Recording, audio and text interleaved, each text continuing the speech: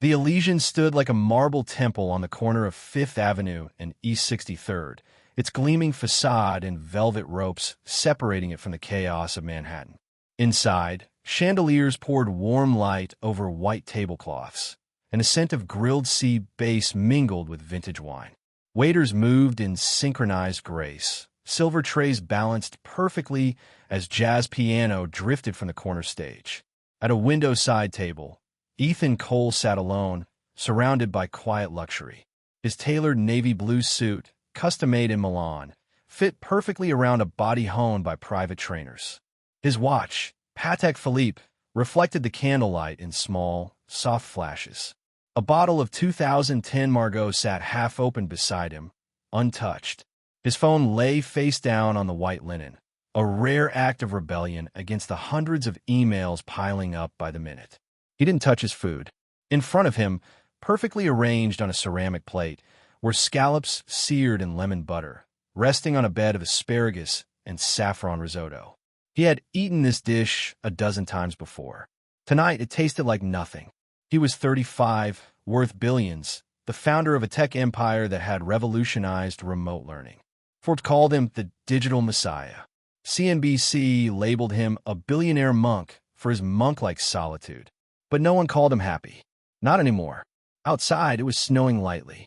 Early December dusted the sidewalk in a delicate film of white.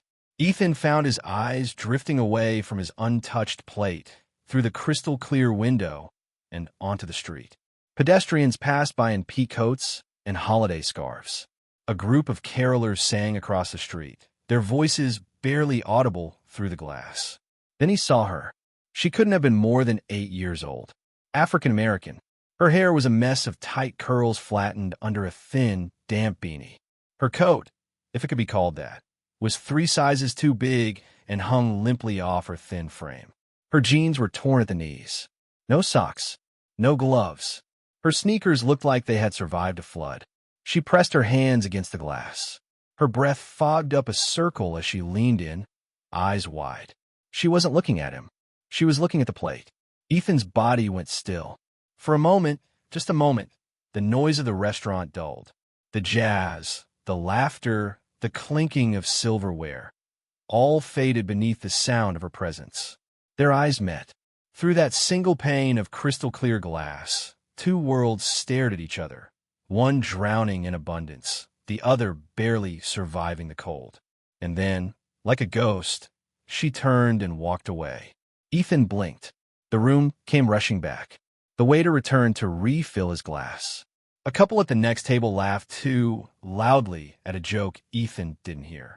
His phone buzzed. He ignored it. He turned back to the window. She was gone. "Excuse me," he said suddenly, standing up. The waiter looked startled. "Yes, Mr. Cole. I need some air." Without waiting, Ethan stepped away from the table, buttoned his coat, and walked toward the exit. Heads turned. People knew who he was. He didn't care. Outside, the cold bit hard. Snow crunched beneath his polished shoes as he scanned the street. Left, right? No sign of her. He walked past the restaurant, around the corner, and down a side alley where dumpsters were lined up like graves. There, under a flickering streetlight, he saw her again. She was kneeling by a garbage bin, one hand inside a fast food bag, fishing for anything edible. Her other arm clutched a backpack that looked nearly empty. Ethan froze. He felt something old and buried rise up inside him. A memory.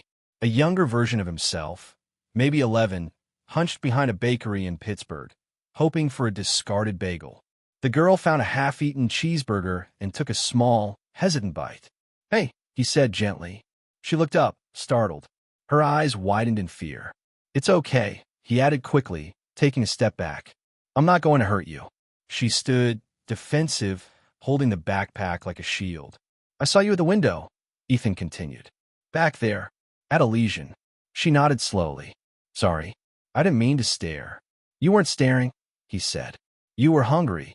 The girl bit her lip. "What's your name?" he asked. "Maya." He offered a smile. "I'm Ethan." She said nothing. The silence between them was thick with cold and caution. "You live around here?" he asked. She shook her head. "Not really. Where's home?" Maya looked down. "Nowhere. I sleep in the shelter. Sometimes, when there's room. Ethan's throat tightened. When's the last time you had a proper meal? She shrugged. Last week. Maybe. They ran out of food at the shelter yesterday. He looked at the half-eaten burger in her hand.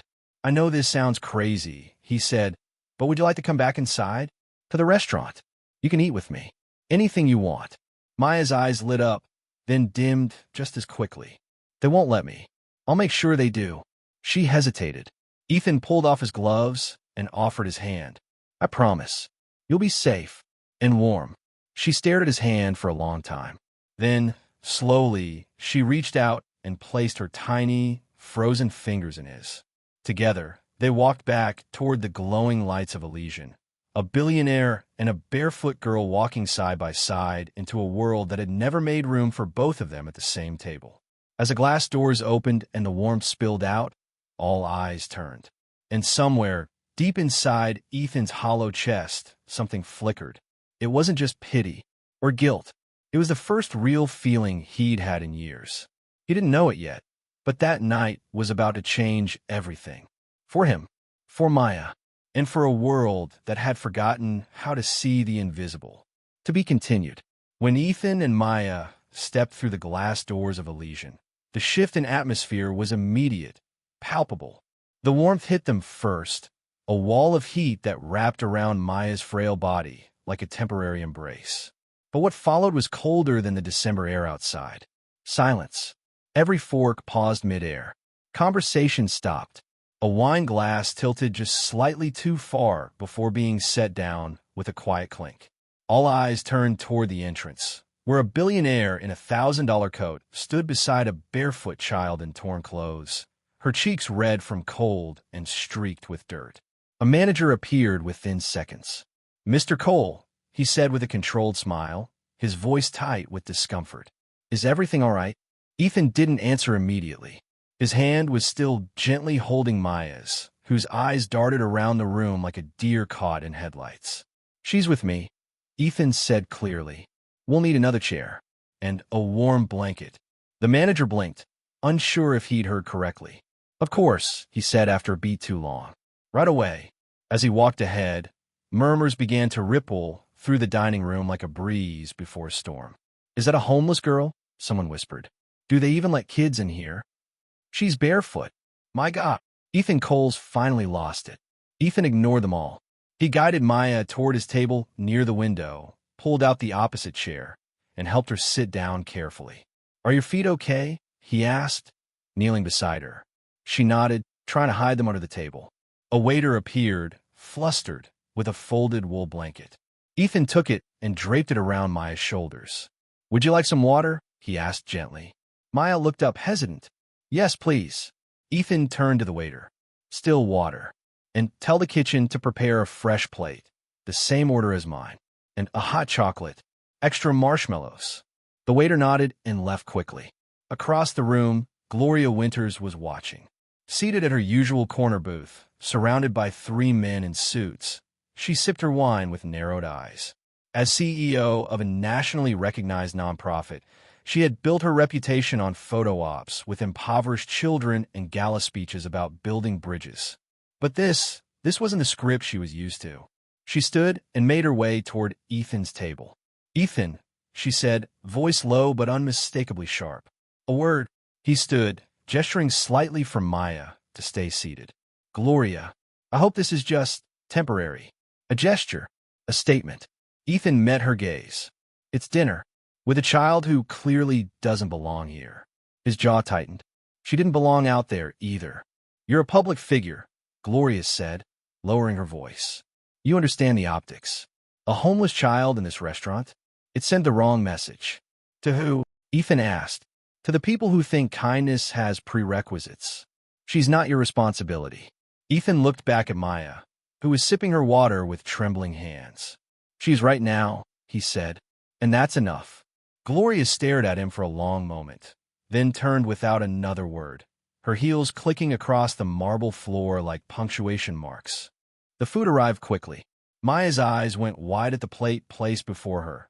Roasted chicken, garlic mashed potatoes, grilled carrots, and a soft dinner roll. The steam rose like a dream she was afraid to believe in. "You can eat," Ethan said softly. "Take your time." She picked up the fork, glanced around nervously, and took a small bite. Her body reacted before her mind did. Her eyes closed, her shoulders dropped, and for the first time since she'd stepped into the restaurant, she exhaled deeply. "This is so good," she whispered. Ethan smiled, more genuinely than he had in months. "Eat as much as you want," he said. "There's plenty." Between bites, Maya spoke in fragments.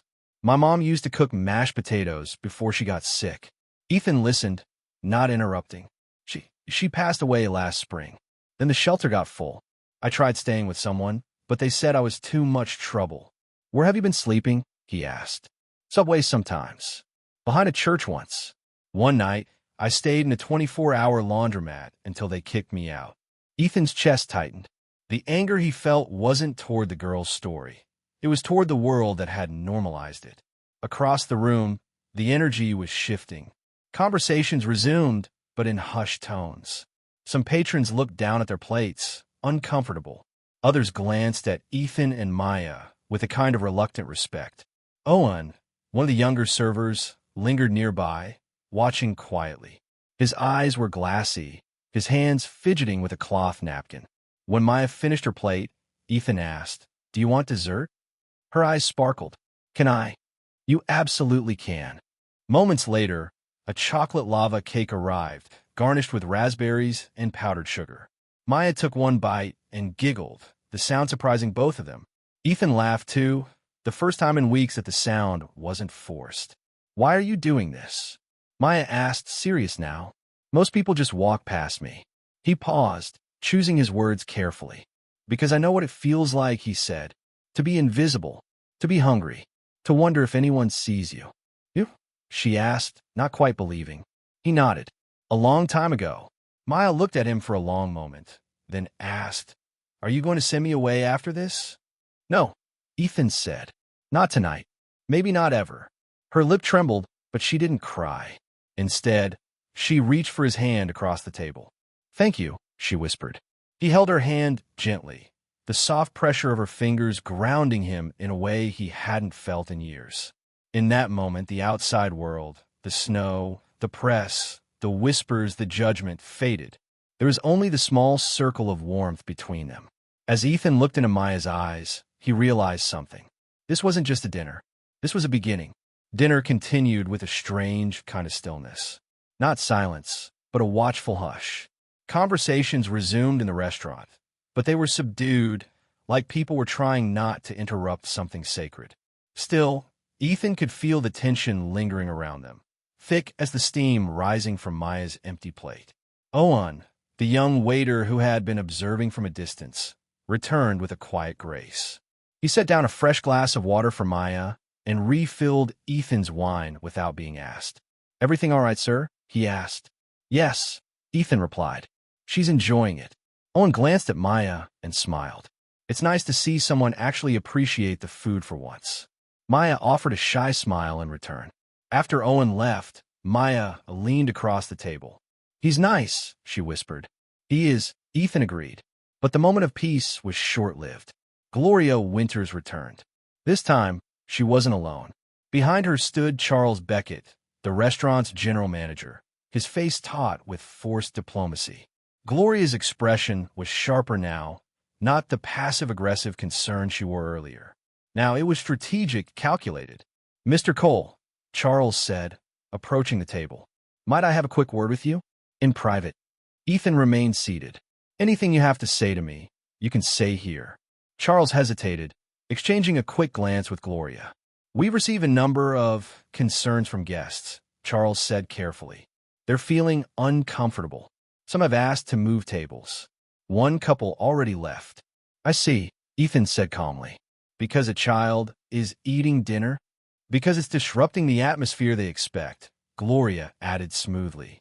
"You understand, don't you? This isn't personal." Maya's hands curled into fists in her lap. She kept her head down, pretending not to hear. Ethan looked around the room, making eye contact with a few patrons. Some looked away. Others held his gaze before lowering their eyes. A few, including a woman sitting with her teenage son, offered faint nods of support. She's not making noise, Ethan said. She's not bothering anyone. She's just eating. She's cold and hungry, and I invited her.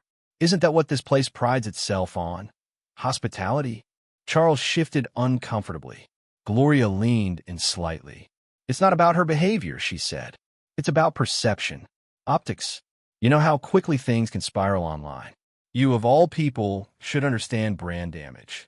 Are you threatening me? Ethan asked, his voice still low but edged. Not at all, Gloria replied. I'm offering a solution. There's a private dining room upstairs. If you insist on continuing this act of charity, we can move you both there. Discreetly. No cameras, no audience. It's not an act, Ethan said. Gloria gave a tight smile. Then do it for her. Shield her from the scrutiny. Maya was trembling now. Ethan reached across the table and covered her hand with his. She doesn't need to be hidden, he said. She needs to be seen. Gloria's expression hardened. Then you've made your choice. She turned and walked away, Charles trailing behind. As they left, Owen passed them on the way back to the table, carrying a small plate with 2 chocolate truffles. He set them down gently between Maya and Ethan. On the house, he said with a wink. For me. Maya smiled for the first time since the interruption. When Owen walked away, Ethan leaned forward. People like Gloria, he said, they build careers on helping people from a distance. Charity as performance. But the second someone like you steps into their world for real, they panic. Maya looked confused. Why? Because it forces them to confront the truth. That what they're doing isn't always enough. That real change doesn't happen in ballrooms and press releases. She poked at one of the truffles. It's easier to talk about helping than actually do it. Ethan chuckled. Exactly. He watched her savor the chocolate, slow and deliberate, like it might disappear if she didn't concentrate. You're pretty smart, he said. She shrugged. I read a lot. Libraries don't kick you out if you're quiet. That hit him harder than he expected. So what do you want to be when you grow up? He asked. I used to want to be a teacher, she said. But now? I don't know. I just want a bed. And maybe a dog. And someone who remembers my birthday. Ethan swallowed the lump in his throat. I think those are good goals, he said. But you can have more than that, Maya. You should dream bigger. She looked at him, skeptical. I'm serious, he said. You don't have to stay where you are now. There's a whole life out there for you. Maybe, she said, if people like you keep stopping. That simple statement stayed with him longer than any corporate strategy or investor pitch ever had. From across the room, Ethan saw Gloria watching them again. Her jaw was tight, her fingers gripping her wine glass like it was an anchor. He knew what would come next. The press, the online think pieces, the whisper campaigns. But none of that mattered. Not now. He stood up and walked around the table to Maya's side. Slowly, he knelt down beside her chair so they were eye level again. Maya, he said quietly, would you trust me if I told you I don't want this to end tonight? She looked startled. What do you mean? I want to make sure you're not sleeping on a bench tomorrow. Or the night after that. I want to help. She hesitated. Why? Because someone should have helped me when I was your age. And they didn't. So I grew up thinking I didn't matter. That I had to earn every scrap of kindness I got. He paused. I don't want you to feel that way. She stared at him, her expression unreadable. Then, after what felt like an eternity, she nodded. Okay, she said. A hush fell again as Ethan stood and reached for his coat. He left a thick envelope on the table, under the empty dessert plate. A note written on the inside flap read, for the staff. And the next kid who walks through the door hungry. Then he took Maya's hand. Together, they walked out of Elysian, past the staring faces, past the judgment, past Gloria Winters, and into the cold night. But this time it didn't feel cold. This time, it felt like the beginning of something warmer than anything inside that restaurant. The night air wrapped around them the moment they stepped outside Elysian. Snow had begun to fall again, the flakes dancing under the golden glow of the street lamps. Maya tugged the wool blanket tighter around her shoulders. She walked beside Ethan, still holding his hand, unsure where they were going but too tired and too full to care. They didn't speak for a while. The silence between them was comfortable now, not heavy like before. Ethan guided her down the block, away from the restaurant's front entrance and the crowd that had started to gather near the corner, their cell phones out, their eyes searching for the man whose name was trending online. He could already imagine the headlines. Billionaire feeds homeless girl in Manhattan's most exclusive restaurant. Heartwarming or PR stunt. The dinner that divided the internet. He didn't care. They stopped at a small parking lot where a sleek black SUV waited. Ethan unlocked it remotely and opened the door for Maya. She hesitated before climbing in, her eyes scanning the interior like she wasn't sure she was allowed to touch anything. "You're not breaking any rules," Ethan said softly. "Go ahead." She climbed into the passenger seat, folding the blanket around her legs. "Is this your car?" she asked. "Yes. It looks like a spaceship." Ethan smiled. "It's quieter than one at least." He got in beside her, started the engine, and turned on the seat warmers. Maya flinched slightly when the warmth pulsed through the seat. She leaned back, relaxing for the first time all night. "I'm taking you somewhere safe," Ethan said after a moment. "Just for tonight. A place where you can sleep, get warm, take a shower. No one will bother you." Maya didn't respond immediately. She stared out the window, watching the snow fall. "I used to be scared of cars like this," she said finally. "People who drove them never looked at me. Some would even lock their doors when I got too close. I used to be scared of them too," Ethan admitted.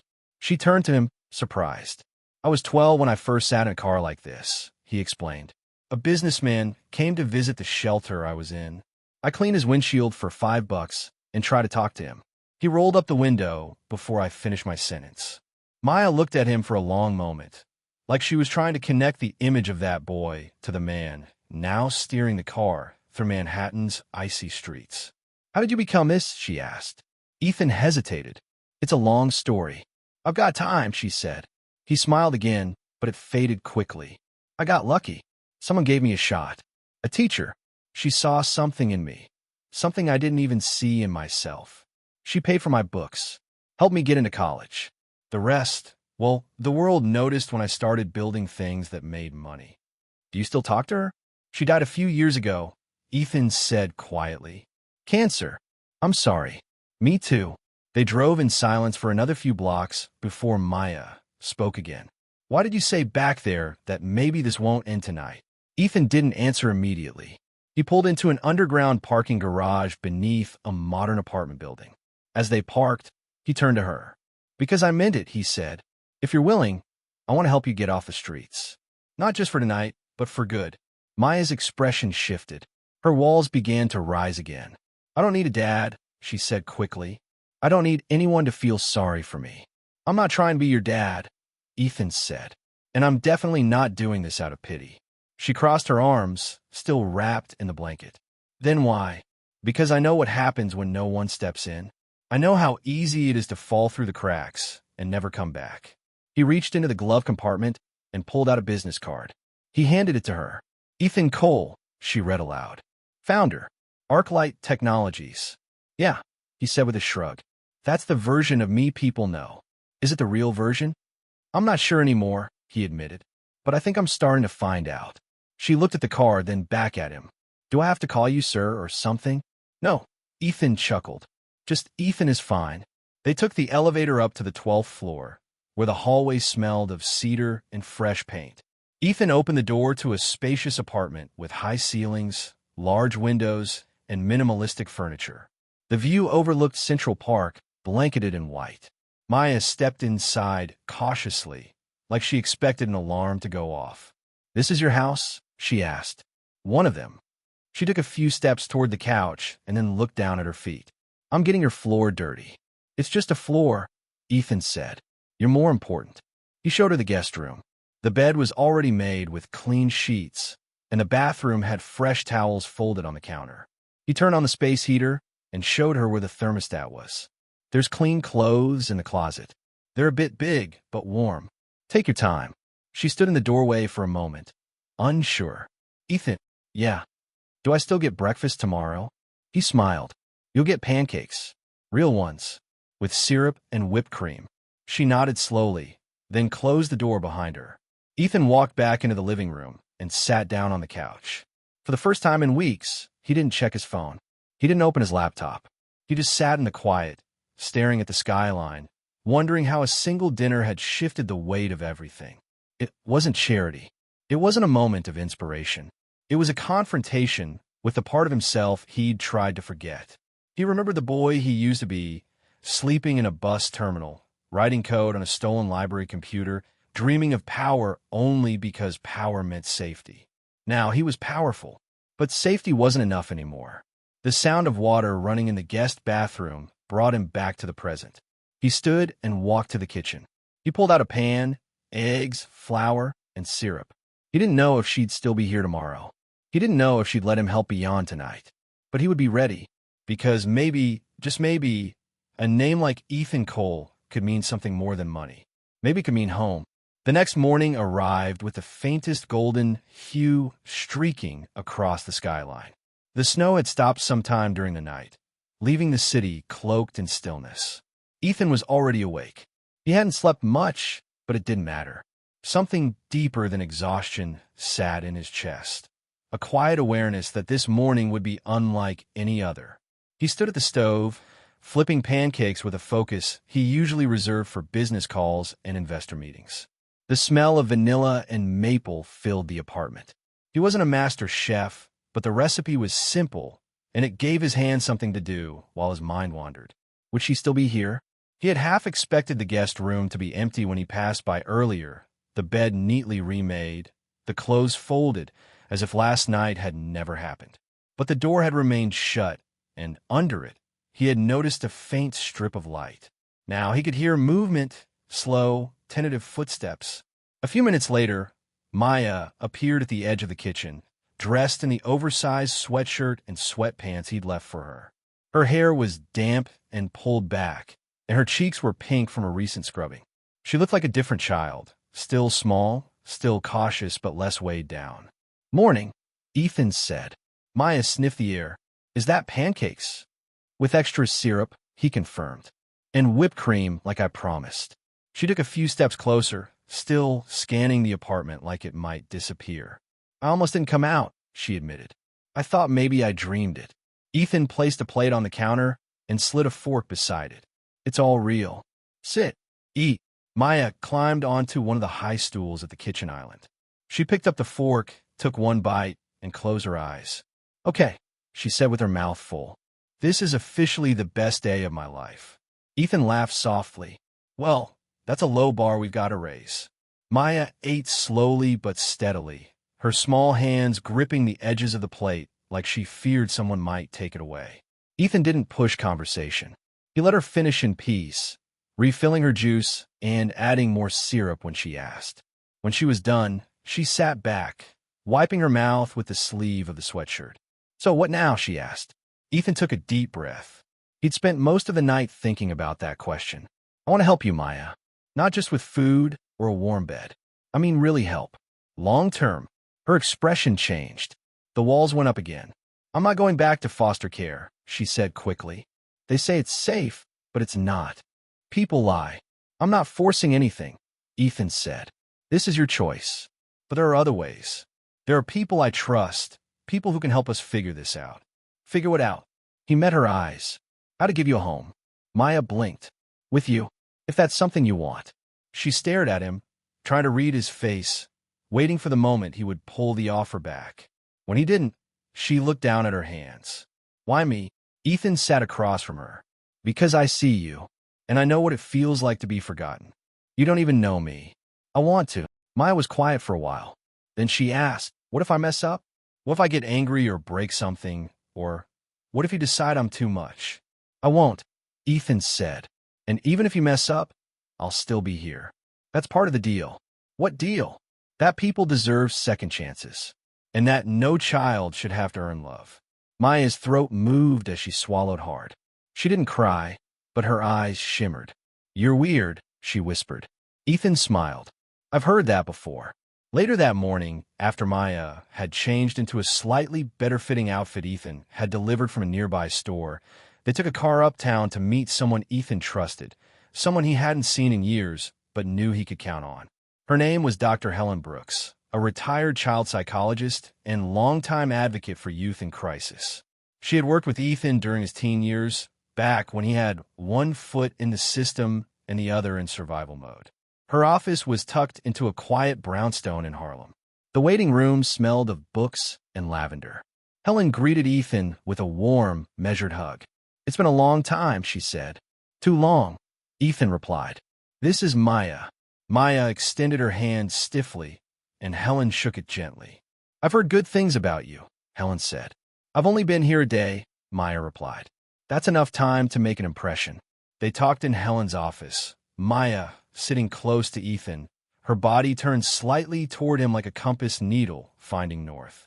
Helen asked simple questions about school, about her mom, about the places she'd stayed. Maya didn't answer everything, but she didn't shut down either.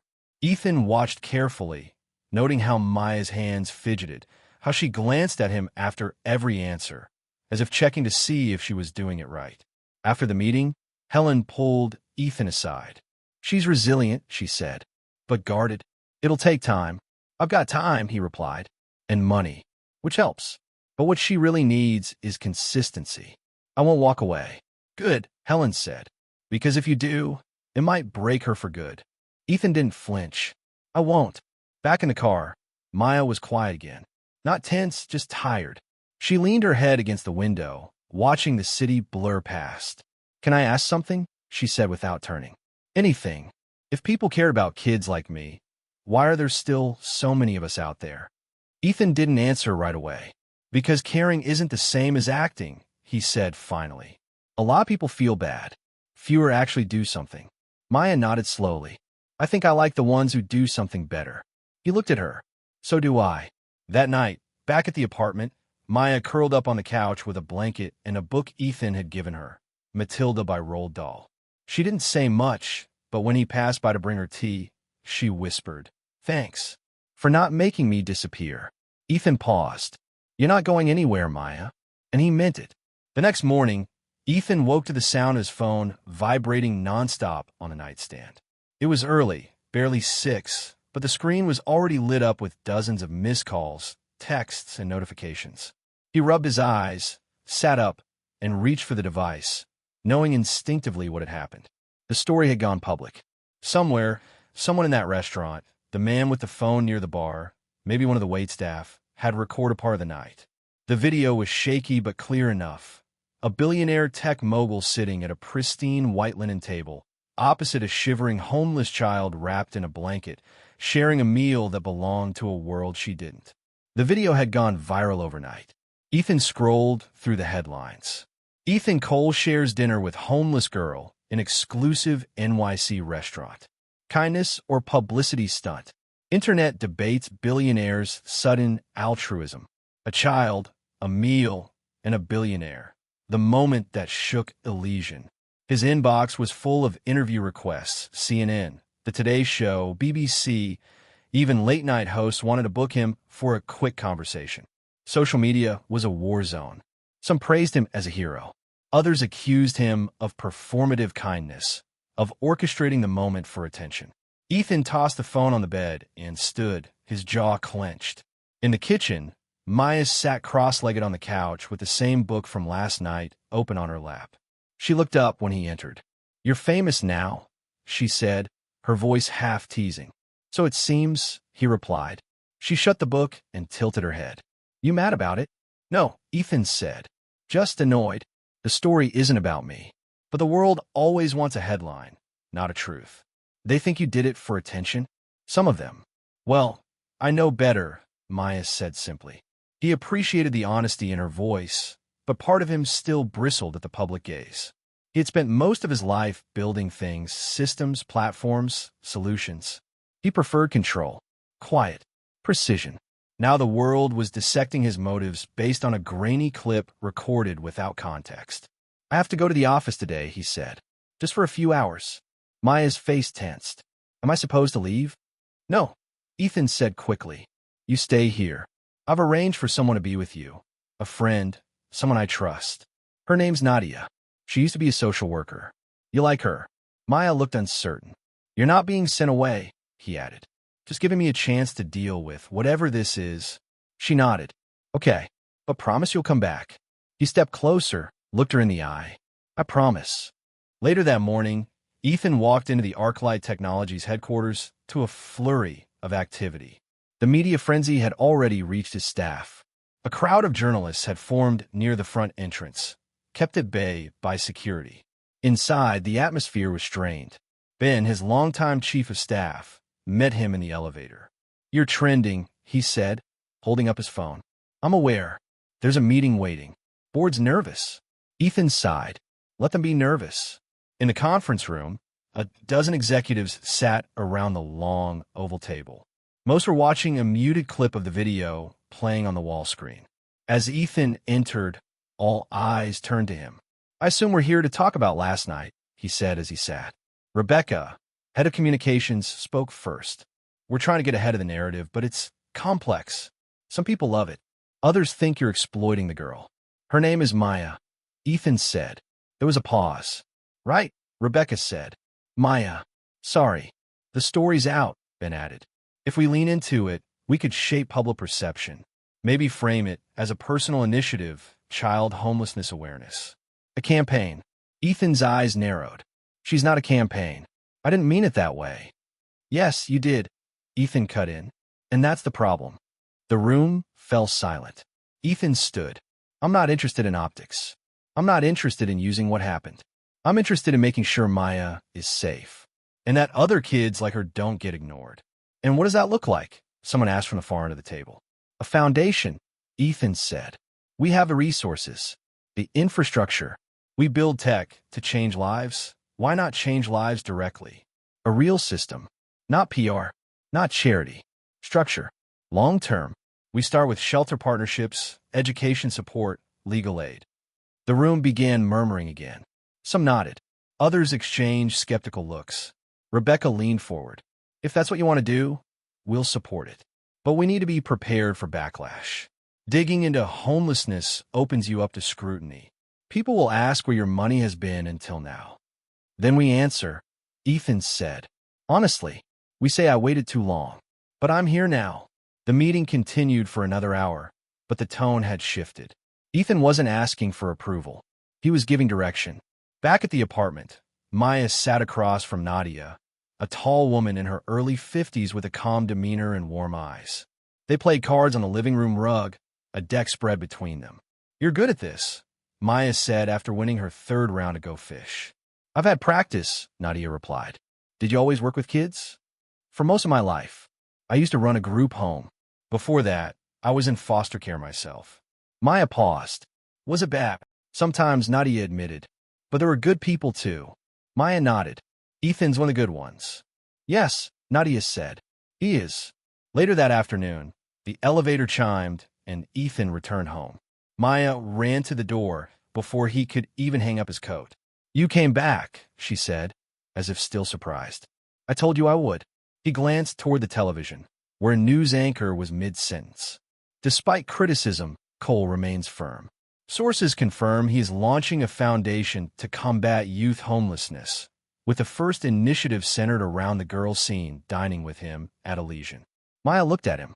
"Is that real?" "Yes." She crossed her arms. "Are people going to say stuff about me now? That I'm being used?" "They might," Ethan admitted. "But I won't let anyone hurt you." She looked up at him, then nodded. "Okay," she said. "Okay. I trust you." It wasn't a grand declaration. It wasn't a tearful moment. But Ethan felt it land like an anchor in his chest, solid, grounded. The internet might have its opinions. The media might spin its stories. But in this apartment, there was something truer than all of that. A girl who had been invisible was finally being seen and believed. By the end of the week, Ethan's life was no longer his own. The foundation, officially named the Maya Initiative, was announced in a press conference held at the headquarters of ArcLight Technologies. It was streamed live, clipped by every major news outlet, and dissected across social media platforms by influencers, commentators, and late-night comedians alike. Some celebrated it. Others scoffed.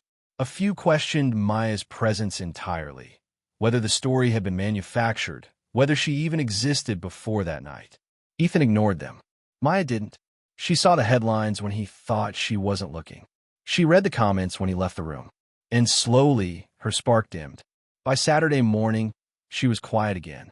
Not in the peaceful way she had been after that first night, but in a guarded, distant way Ethan recognized all too well. She had built those walls once. Now, she was rebuilding them. He found her in the living room, curled up on the couch, her knees to her chest, staring at the TV, though it wasn't on. The book he'd given her, Matilda, lay unopened on the floor. "You okay?" he asked, sitting gently beside her. She didn't answer. He waited. Finally, she whispered, "Why do people lie?" Ethan hesitated. "What kind of lies?" "About me. Online. About why you helped me. They say it was fake." "I know. And they say I'm not real. Or that I'm being used. They're just trying to make people forget about other stuff." He leaned forward, resting his elbows on his knees. "You're real, Maya. I know it. You know it. And anyone who doubts that isn't worth listening to." "But I do listen," she said. "I try not to, but it's everywhere." He looked at her, saw the way her shoulders hunched, the way her fingers picked at the hem of her sleeve. "When I was your age," he said quietly, "I got called a liar more times than I can count. People said I made up the things I'd been through because they didn't want to believe kids could suffer like that. Why not?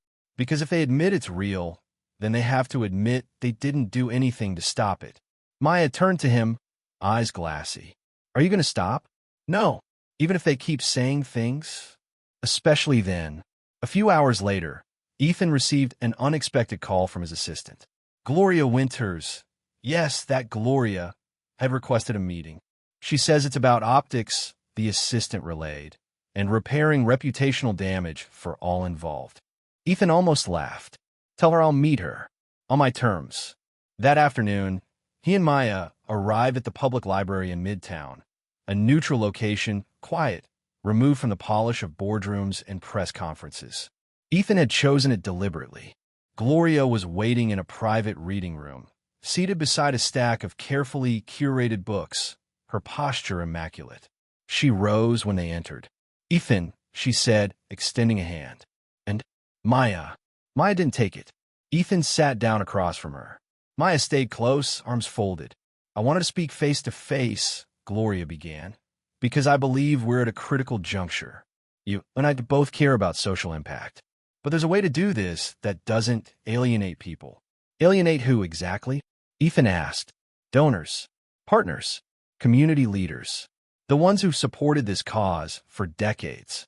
The ones who sat in silence when Maya was sleeping on concrete." Gloria's jaw clenched, but she kept her tone steady. "I understand your frustration. I really do.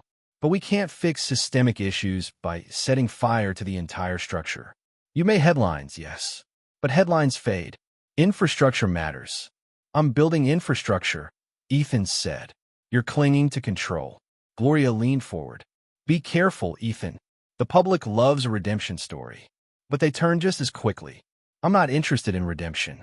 I'm interested in accountability. Then you should start with yourself." Maya stiffened beside him.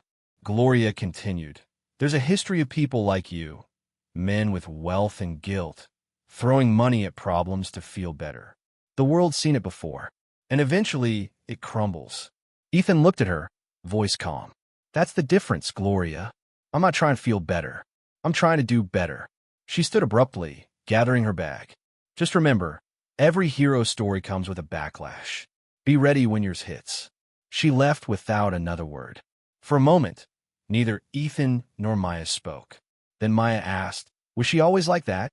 "I think," Ethan said slowly, "she used to believe in what she was doing. Somewhere along the line, the image became more important than the mission." Maya nodded. "I don't ever want to end up like that." "You won't." "How do you know?" "Because you've already been invisible. You know what it feels like. People like you remember." They left the library and walked through Bryant Park, the city alive around them. Tourists snapped photos near the skating rink. Vendors sold pretzels and cocoa. The cold air nipped at their cheeks, but neither of them minded. Maya looked up at him as they walked. "Do I have to do interviews? Like on TV?" "No," Ethan said. "Not if you don't want to. But what if it helps other kids?" Ethan paused. "Then we can talk about it. Together. On your terms." She considered that. "I want to think about what I'd say. Not just answer questions. I want to write it first." "That's a good idea." That night, back in the apartment, Maya sat at the kitchen island with a pen and a yellow notepad. Ethan watched from the living room as she bit her lip, stared at the page, then slowly began to write. She worked quietly for almost an hour. When she finished, she handed him the paper. It read, "My name is Maya. I was invisible for a long time, but now people see me. Some of them are angry about that. Some of them are confused. I'm not asking for your money. I'm not even asking for your help. I'm asking you to remember that kids like me exist. We're not made-up stories. We're real, and we need more than a meal. We need people who don't forget. Please don't forget me. Please don't forget us." Ethan didn't say anything right away. He just folded the paper carefully and held it in his hand like it was something fragile. Then he said, "Let's make sure no one ever does." The essay Maya wrote became more than just a note on a yellow pad. Ethan had it typed and formatted, then showed it to the communications team at ArcLight with a clear directive. No edits, no changes, not a single word added or softened. It would be published exactly as Maya had written it, and it wouldn't go out as a press release or a flashy campaign video. It would be released on a simple blog post on a quiet corner of the Maya Initiative's website. That was the plan, but the internet had other ideas. Within 24 hours, the letter was everywhere. Journalists quoted it. Activists praised it. Pundits picked it apart. Maya's words became hashtags, printed on protest signs, posted alongside grainy images of other homeless children around the country. For the first time in a long time, youth homelessness became a national conversation, not just in sound bites, but in full paragraphs. The message cut through noise in a way no donation drive ever had. And Maya? She saw it all. At first, she was quiet, unsure of what it meant to be seen and heard at that level. Then, as more people read her words and commented with stories of their own, children in shelters, teens in group homes, former foster kids, she began to speak more. Not to everyone, not all the time, but enough for Ethan to notice the change. Still, being in the spotlight came with a cost. It was late one evening, a week after the letter went live, when Ethan received an email from a private Gmail address. The subject line was chillingly simple. "You should know who she really is." Attached were 2 scanned documents, an old case file from Child Services and a redacted police report. The message inside was short and brutal. "You think you saved an angel? Look again. Her past will ruin your future." Ethan stared at the screen, jaw tight. His hand hovered over the keyboard, instinctively wanting to delete it, pretend it hadn't arrived. But instead, he opened the files. The case file was brief, outdated, incomplete, and clearly lacking context. It detailed Maya's history of being in and out of shelters, noted a few incidents of disruptive behavior, and referenced her mother's struggles with addiction. The police report was from 2 years prior, when Maya had been found alone in a city park at night. An officer had reported her as combative, which, upon reading further, translated to a scared 8-year-old throwing a plastic bottle in fear. There was no criminal charge, no ongoing investigation, nothing that should matter now. But Ethan knew how these things worked. Someone out there was digging, and the goal was clear: discredit Maya, undermine the narrative, reframe her as a troubled child, not a symbol of resilience. He closed the laptop and walked to the living room, where Maya was sketching quietly on the back of an old cereal box. "Hey," he said gently, "can we talk for a second?" She looked up, curious but not alarmed. "What's wrong?" Ethan sat across from her. "Someone sent me something today. From your past." She froze. He continued. "It was a report. Some case notes. A police file. Nothing I didn't expect, but I wanted you to know that it's out there. And if it leaks, people might say things." Maya looked down at her drawing. "They always do. I want you to hear something from me, clearly," Ethan said. "None of that changes how I see you. None of that takes away from who you are or what you've survived." She said nothing. "You don't have to explain anything," he added. "But if you want to talk about it." "It was raining," Maya interrupted, her voice flat. "That night in the park. I had a jacket, but it got soaked. Mom hadn't come back for hours. I was cold and scared. When the cop showed up, he yelled at me to put my hands up. I panicked, threw a bottle. That was it." Her eyes met his, steady and unflinching. "You still want me here?" "More than ever." Maya didn't cry. She didn't flinch. but she did slide her drawing across the table. It was a rough sketch of a girl, small, curled up on a park bench. Behind her was a figure drawn in silhouette, one hand holding an umbrella, the other stretched outward. "That's you," she said quietly. Ethan swallowed hard. "And that's you." Still standing. A few days later, a new headline appeared. The other side of the story. Who was the girl behind the Maya initiative? It was subtle enough not to seem malicious at first glance, but the tone was clear. The article questioned Ethan's judgment, hinted at manipulation, and described Maya's past with cold detachment.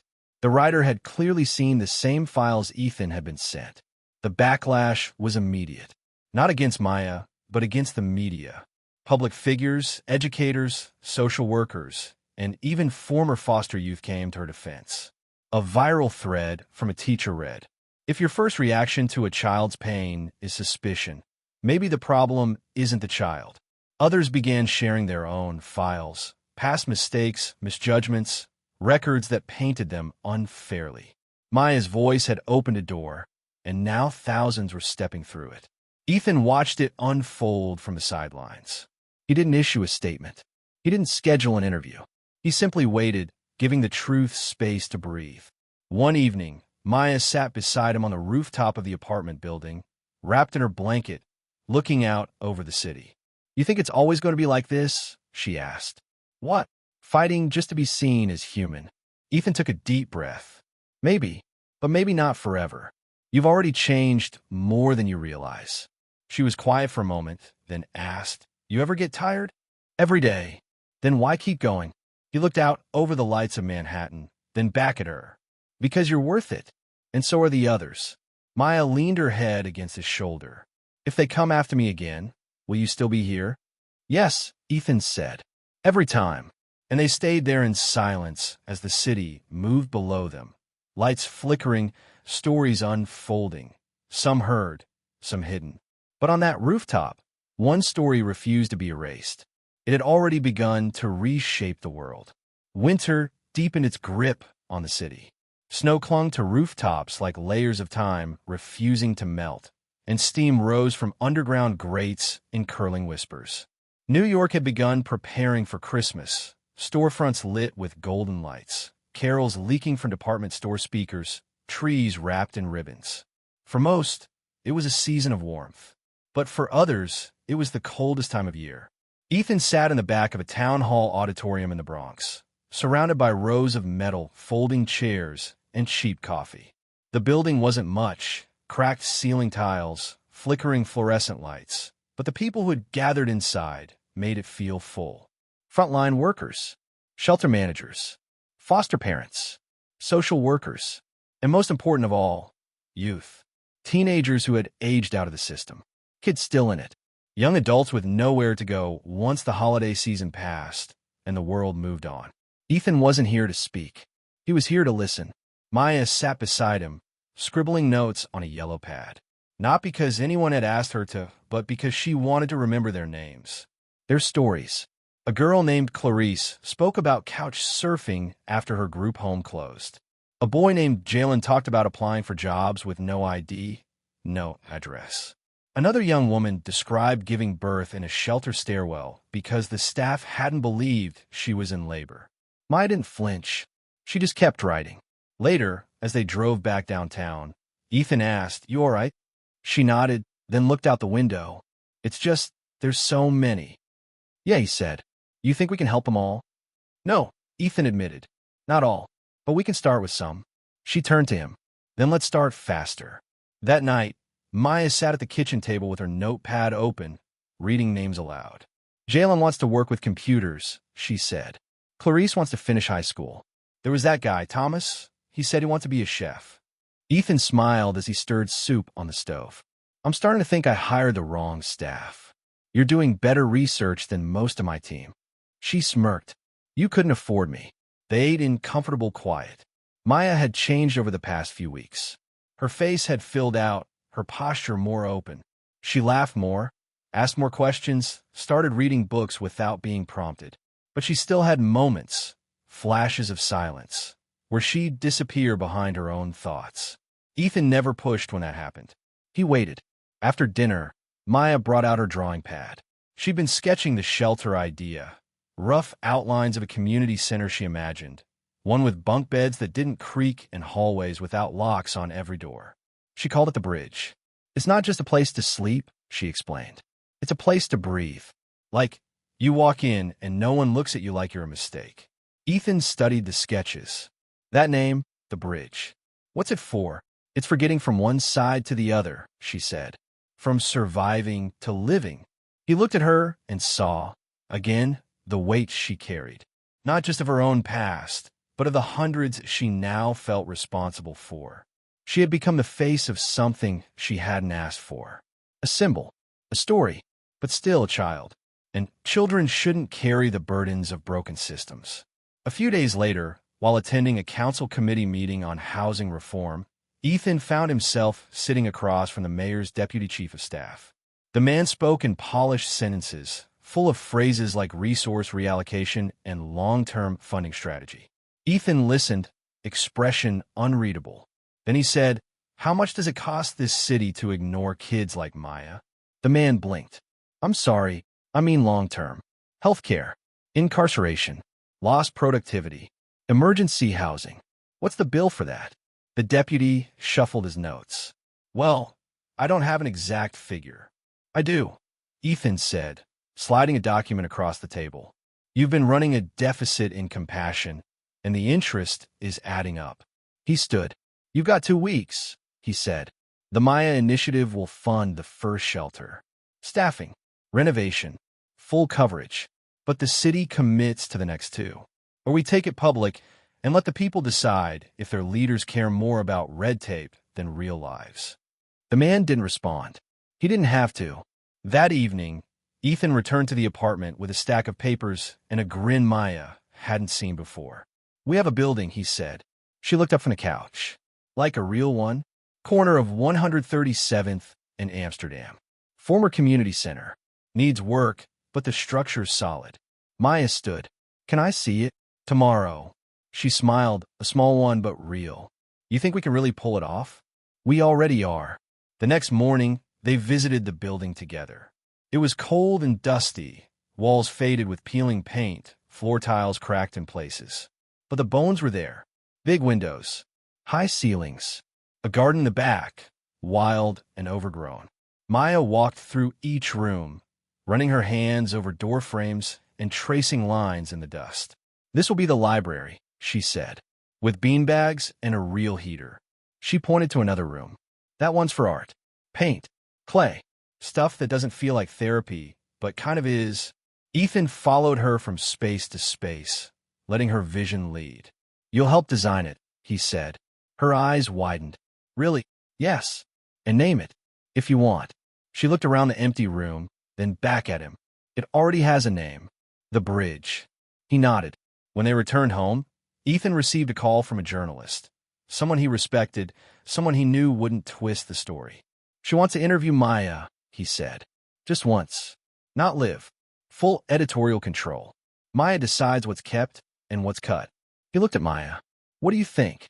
She considered it. "Well, I get to tell the whole truth. Only if you want to." She nodded slowly. "Then yes." The interview took place the next day, in the apartment, just her and the journalist and a single camera. Maya sat on the couch, her yellow notepad in hand. She didn't read from it this time. She spoke plainly, calmly, like she was telling a story to someone who needed to hear it. When asked what she wanted most, she said, "I want people to stop looking away." And when asked what she feared, she answered, "That they'll forget again." Ethan watched from the hallway, unseen. He knew then that no matter what came next, politics, backlash, victories, defeats, the world couldn't unhear her voice. Because Maya wasn't just a story. She was a bridge, and she was already carrying others across. Opening day arrived on a cold morning in late February. Snow had turned to slush along the sidewalks of Harlem, and gray clouds hovered above the rooftops like thick blankets. But inside the newly renovated building on the corner of 137th and Amsterdam, there was light. Warm, steady, unwavering. The bridge was ready. The front doors were wide open. Streamers lined the walls. Folding chairs had been set up in rows facing a small stage, and the scent of fresh paint still clung to the air, mingling with the aroma of donated pastries and hot chocolate. Volunteers bustled around with clipboards and walkie-talkies, making last-minute adjustments. It wasn't polished. It wasn't glamorous, but it was real. The building had been transformed from a forgotten community center into a haven. The upstairs rooms were now sleeping quarters, bunk beds, fresh linens, soft lighting. The downstairs featured classrooms, therapy rooms, and a kitchen where the first pot of soup was already simmering. The garden in the back had been cleared and trimmed, with a few wooden benches and space for planting when spring came. Ethan arrived early, dressed in jeans and a black coat. Not as a CEO, not as a billionaire, but simply as himself. He wasn't here to be seen. He was here to witness. Maya walked beside him, her scarf tucked tightly around her neck. She had spent the last few days overseeing final touches, checking on paint colors, arranging books on the shelves, and labeling drawers in the art room. Her nervous energy had turned into something else, ownership. This was hers now, not in name, but in spirit. As the guests began arriving, reporters, donors, families, former shelter kids, activists, and city officials, Maya stood quietly at the back of the room, watching. The hum of conversation rose. People took their seats. Photographers moved discreetly, and a few microphones were adjusted at the podium up front. Ethan approached her. "You ready?" he asked. "I guess so. You don't have to speak if you don't want to." "I know," she said, "but I think I do." She walked slowly to the front of the room. A quiet settled over the crowd as she stepped up to the podium. Her height barely cleared the microphone, so someone handed her a small wooden box to stand on. She took a breath, looked out at the room, and began. "My name is Maya," she said. "Some of you know that already. Some of you have read my letter. Some of you have only heard pieces. That's okay. I'm not here to repeat everything I've already said." She paused, eyes steady. "I'm here because I know what it feels like to be forgotten. I know what it's like to sleep with one eye open, to wait in line for food and not be sure if there'll be enough, to be called trouble before I even said a word. I know what it's like to throw a bottle at a police officer and be called dangerous for being scared. There were no gasps, no whispers, just silence. And I know what it feels like to be seen. Not fixed, not saved, just seen." Her voice didn't waver. "This place is for the kids who are still waiting for someone to see them. It's not perfect. It won't fix everything, but it's a start. And I think that matters." She stepped down. The applause came slowly, then all at once, not loud, not forced, but full. The kind of applause meant for someone who had told the truth. Ethan watched her return to her seat. She didn't look at him, didn't need to. The work had already been done. The rest of the ceremony was short. A ribbon was cut. The first key was handed to the center's new director. Families toured the space. Some cried. Others asked how to get on the waiting list. By the end of the day, the first 3 residents were already unpacking in their rooms upstairs. That night, Ethan and Maya walked through the empty hallways one last time. The walls echoed faintly with the voices of the day, but now everything felt still again. They stood in the art room. Maya traced a finger along the edge of a table. "Do you think they'll take care of it?" she asked. "I think they'll try. That's enough, right?" He nodded. "Most of the time." Maya looked around.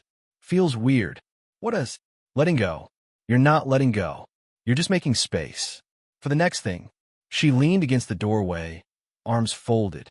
"What's the next thing?" Ethan smiled. "Whatever you want it to be." They left the building in silence, walking down the steps and into the cold evening air. Snow had started falling again, soft, steady, quiet. At the corner, they stopped. Maya looked up at the sky. "I don't want to be famous," she said suddenly. "You're not," Ethan replied. "You're known." "That's different." She glanced at him. "Is it better?" "It's realer." She nodded, satisfied with that.